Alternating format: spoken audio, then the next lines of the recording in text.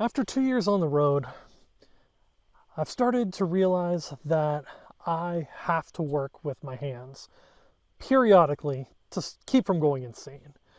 So we decided that we were going to start looking for a little spot of land that we could put a shop that I could keep some tools on, and we could visit every couple years just for me to get my fix of making something, maybe making a couple extra bucks with a side hustle, and a place that we could come back to that is rent free with the exception of the utilities. So we decided that we were going to check out a few spots. We found a few places in the Midwest that are still affordable, where you buy land.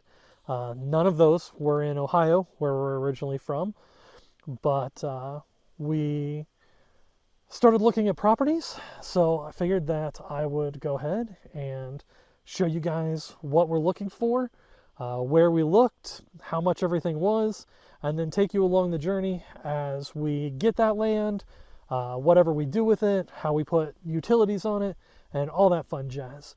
So that's what we're going to do today. So we're at the first property, and being fat is already a detriment, because this is a very steep hill at the first property that we would have to figure out a way to navigate up with probably lots of cutbacks, but it is absolutely gorgeous. 11.5 acres of this. So it is absolutely gorgeous. Just trying to see if there's any flat spots at the top. So I think this right here would be the cabin spot. It's got just a little bit of a rise right back here, but this meadow right here is extremely flat and very, very beautiful. Gets a little bit of sunlight still through the break in the trees, but it's still back in the trees quite a bit. So let's see if we can find a better way down the mountain, maybe over on this side. All right, I'm gonna try to talk through this, but we're not gonna have time for me to catch my breath, and there'll still be daylight. So the road is down here, down a pretty steep hill, but up here at the top is this gorgeous spot that a cabin could go. It looks fairly level. It looks fairly large. Looks like it's got good drainage. I just think something magical could happen up here. But we would have to find a much better way up this hill than the one I just took. So we went ahead and looked at lot 1 as well. It looks like it's got a hell of a hill here too. There's a pretty nice little flat area right over here, and then it runs right down to this stream that gets fairly deep down there, it looks like. So this one's a little bit more expensive. It's about 10 grand more for 5 more acres. Very little of it buildable, it looks like. Maybe be able to build over there as well. Little pathway up and around, and then build a nice little spot on the water right over there. But it is going to be really close to the road, which seems to get a decent amount of traffic. So this wouldn't be too hard to clear, but I don't know what's up there. I don't even see a spot that I could climb up there right now without clearing a pathway. And I don't want to destroy anything, so I think we're just going to assume that there's nothing up there. But there's that buildable spot right there if you wanted to put the door facing this direction and kind of see all of this gorgeous things up. So that's a possibility. And again, this is lot 1 for 52.9, I believe, for 15 acres. So it's going to go up and that way for quite a bit. So I think now will be a good point to kind of go over what we're looking for in our land.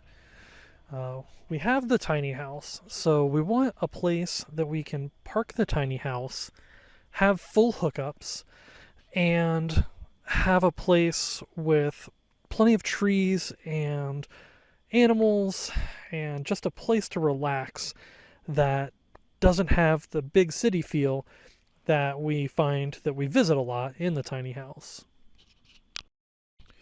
We're also looking for something that we can add full hookups to, whether it be digging a well or hooking up to city water, installing a septic tank, getting electricity. So we want there to at least be electricity adjacent to the property, wells being dug in the area that aren't 500 or 600 feet deep, and a pretty decent septic requirement.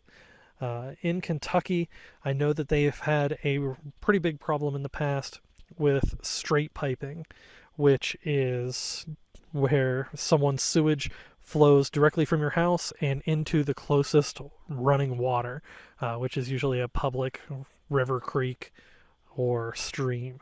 So I want to avoid any areas that still permit that, because that will get back into your drinking water. So those are the 3 criteria that we're really looking for as we go on this search.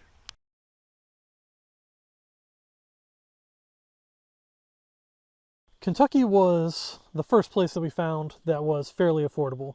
So we stopped down there when we were in the central Ohio area.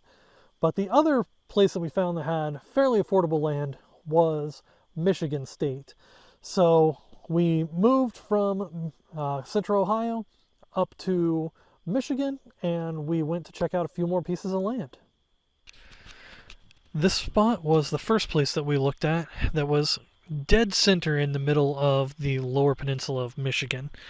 And it's kind of a weird plot. It's the L shape to the left and bottom of the building that we just flew past, and then it goes back into those woods.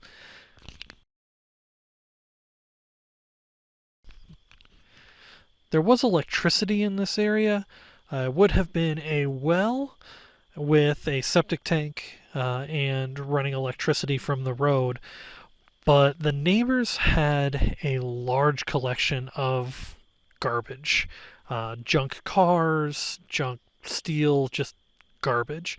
So we spent about 15 minutes looking at this property, decided that it wasn't for us, and we went ahead and moved on. The last stop on the land looking adventure, before we made the decision of which piece of property we were going to go with, was heading up to northern part of the lower peninsula in Michigan and looking at a couple pieces of property up there. And this is the last one of the properties that we looked at. This property here is just about 4.5 acres, almost completely covered in trees, and has city water at the street, septic tank would be needed, and electric is at the street. So several of the items that we're looking for, including being almost 100% covered by trees, located within 10 minutes of 7 different boating lakes.